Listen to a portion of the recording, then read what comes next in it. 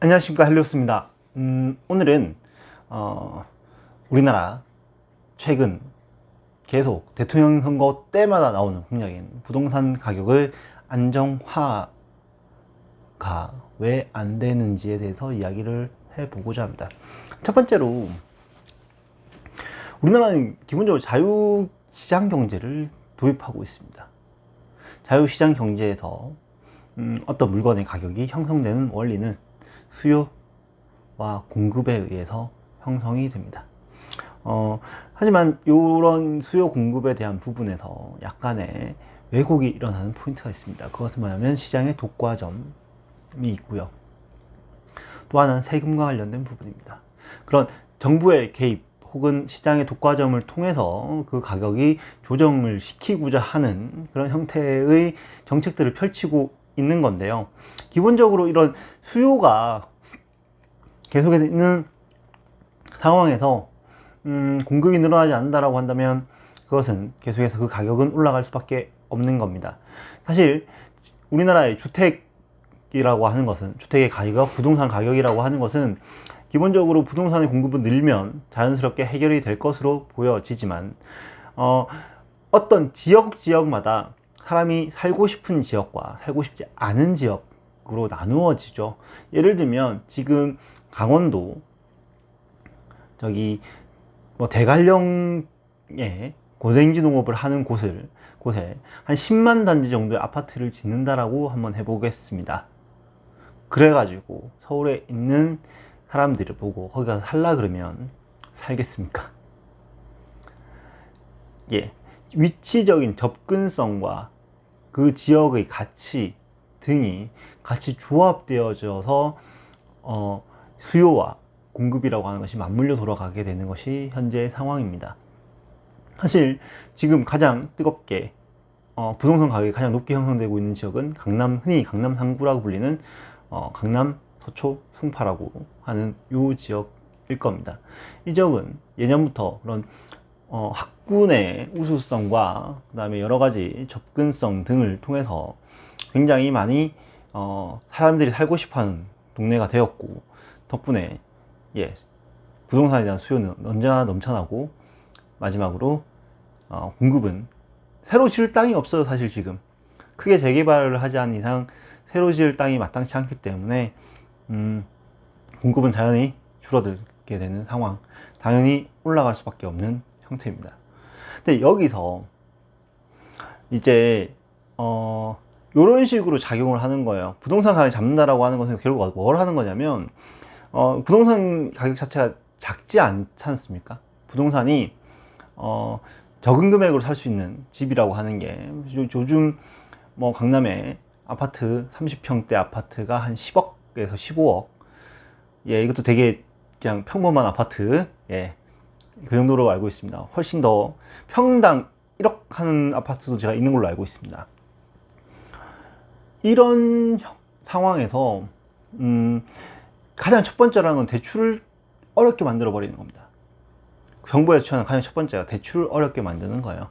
그래서 본인이 돈이 없다면 집을 사기 어렵게 만들어 버려서 수요를 줄여 버립니다. 그러면 수요가 줄어들게 되면 자연스럽게 자연스럽게 가격이 내려가게 되죠. 요것에 또 문제가 뭐냐면, 실제 입주해서 살고자 하는 사람, 투자 목적으로 구매를 하는 사람들이 아니라 실제로 입주해서 살려고 하는 사람들 역시도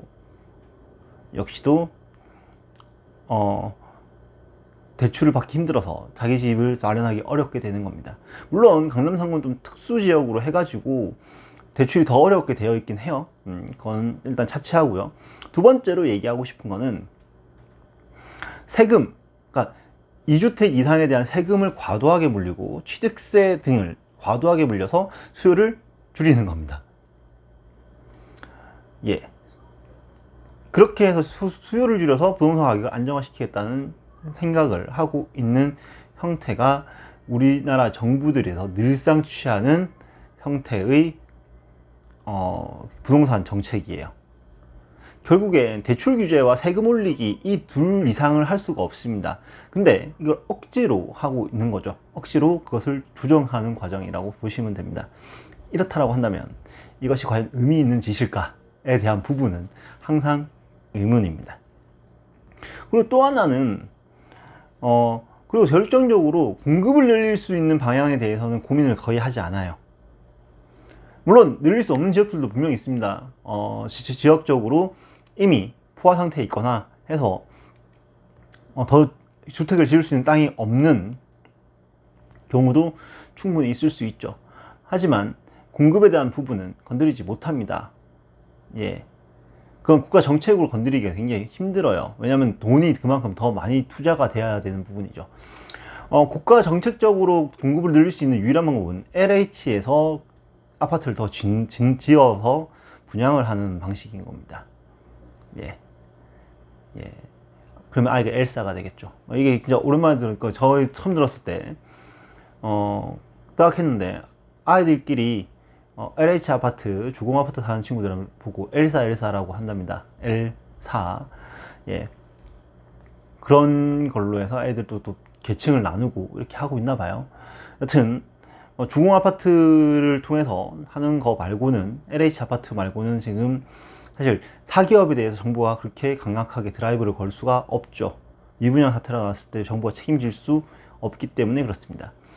시장성이 없으면 절대로 뛰어들지 않습니다. 사업성이 없다면 사기업은 건설사가 무슨 자선 사업 하는 건 아니니까요. 네, 절대 뛰어들 리가 없습니다.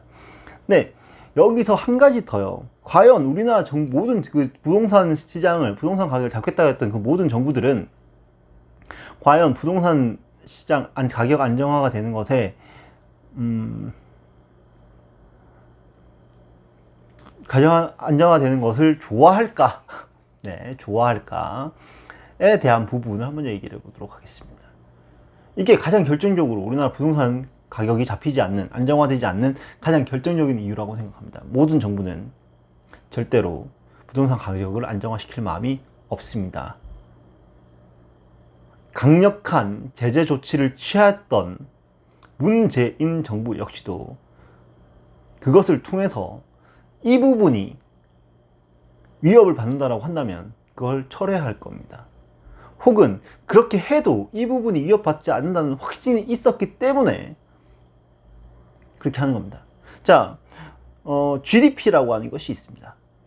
국민 총생산이죠. 죄송합니다. 국가 총생산입니다.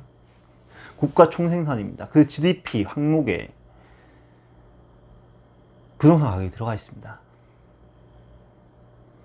작년에 비해서 10%가 오르면 그 10% 오른 것만큼 생산해내고 칩니다. 네.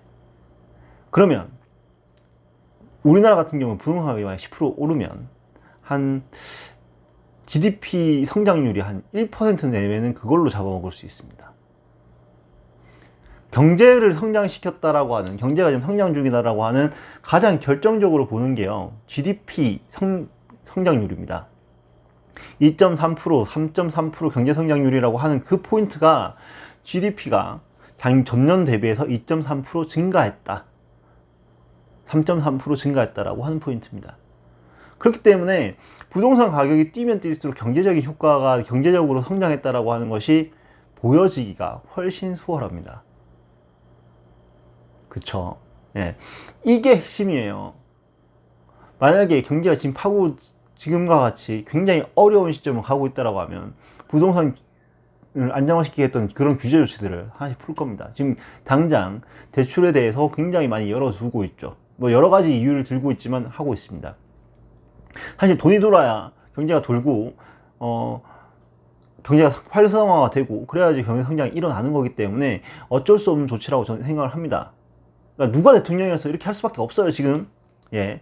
근데 결국엔 부동산 가격이 오르길 기대할 겁니다. 올해 좀 한 4%, 5%만 작년 대비해서 올라도, 전체적으로요. 예, 4%, 5%만 올라도 한 10% 정도 오르면 GDP에 굉장히 많은 부분을 차지할 수 있습니다. 그것이 대한민국 정부가, 모든 정부가 부동산 정책을, 부동산 안정화를, 부동산 대책을 입으로는 얘기하지만 실제 처리가 돼서 실제 일어나는 그 효과가 굉장히 미미했던 이유는 바로 이 포인트에 있습니다. 경제 성장률을 의식하지 않을 수가 없기 때문에 경제 성장률이 낮아지게 되거나 마이너스가 됐을 때 오는 타격이 얼마만큼 큰지 알기 때문에 그 부분을 피하고자 부동산 대책을 내놓지만 굉장히 소극적이고 겨우 수요를 조절하는 정도 수준.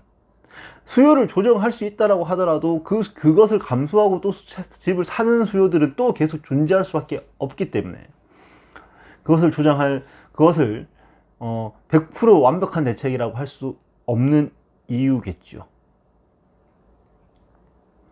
제가 드린 부분은 100% 저의 내피셜일 수도 있지만 현재 정책들을 잘 보십시오. 그 부동산 대책을 내놓고도 효과가 뭐 5% 10% 정도 떨어지고 어떤 지역은 더 올라가기도 하고 결국엔 크게 차이가 없습니다. 또 하나 예를 들어 부동산 대책을 통해서 단간적인 일시적인 효과를 볼 수 있지만 장기적으로 봤을 때 그게 결국엔 원래 가격으로 회복이 되는 이런 형태가 된다는 걸 몇 번에 걸쳐서 많이 보셨을 겁니다. 이것과 동일합니다. 담배가 가격이 오르면 처음에는 담배 소비량이 급감합니다. 2,500원에서 4,500원이 올랐을 때 대다수 사람들이 담배를 끊거나 전자담배로 바꾸거나 혹은 담배를 좀 적게 피면서 담배 판매량이 급감했습니다. 하지만 2달 뒤에 다시 서서히 올라와서 지금은 4,500원 담배값을 당연하게 느끼고 있는 것이 흡연자들입니다. 같은 것이라고 생각합니다.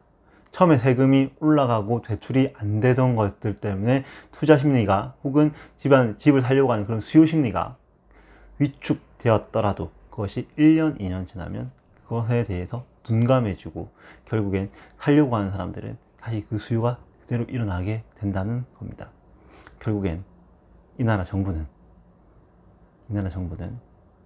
절대로 부동산 가격을 안정화시킬 생각이 없다는 것이 오늘 저의 결론입니다.